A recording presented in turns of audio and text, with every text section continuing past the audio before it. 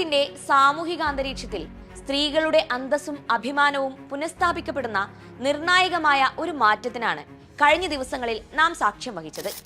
നീണ്ട വർഷത്തെ നിയമ പോരാട്ടങ്ങൾക്കൊടുവിൽ ബിഷപ്പ് ഫ്രാങ്കോ മുളയ്ക്കൽ പ്രതിയായ കേസിൽ അതിജീവിത തന്റെ സ്വത്വം വെളിപ്പെടുത്തിയതും അതിന് തൊട്ടുപിന്നാലെ മൂന്നാമത്തെ ലൈംഗിക പീഡന പരാതിയിൽ രാഹുൽ മാങ്കൂട്ടത്തിൽ MLA അറസ്റ്റിലായതും ഈ മാറ്റങ്ങൾക്ക് അടിവരയിടുന്ന രണ്ട് സംഭവങ്ങളായിരുന്നു. ഇത്രയും കാലം അനുഭവിച്ച ഒറ്റപ്പെടലുകളെയും വേട്ടയാടലുകളെയും അതിജീവിച്ച് താൻ ഇരയല്ല, മറിച്ച് നീതിക്ക് വേണ്ടി പൊരുതുന്ന പോരാളിയാണെന്ന പ്രഖ്യാപനമായിരുന്നു ഫ്രാങ്കോ മുളയ്ക്കൽ കേസിലെ അതിജീവിതയായ കന്യാസ്ത്രീ നടത്തിയത്.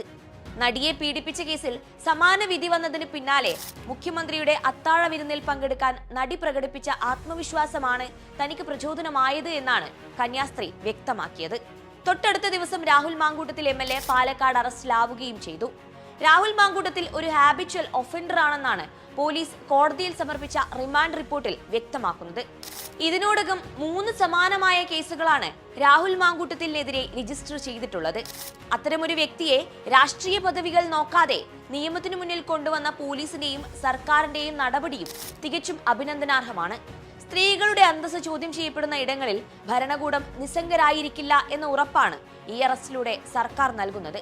അധികാരത്തിന്റെ തണലിൽ സ്ത്രീകളെ ചൂഷണം ചെയ്യുന്നവർക്ക് ഈ അറസ്റ്റ് ഒരു താക്കീതാകുമ്പോൾ തങ്ങളുടെ വ്യക്തിത്വം തുറന്നു പറയാൻ ധൈര്യം കാണിച്ച അതിജീവിതമാർ കേരളത്തിന്റെ അഭിമാനമായി മാറുന്നു. നിശബ്ദത വെടിഞ്ഞ് അതിജീവിതമാർ മുന്നോട്ട് വരുന്നതും ഭരണകൂടം അവർക്ക് നീതി ഉറപ്പാക്കുന്നതും സ്ത്രീകളുടെ ആത്മാഭിമാനത്തെ ഉയർത്തിപ്പിടിക്കുന്ന പോസിറ്റീവായ ഒരു ചുവടുവയ്പ്പാണ്.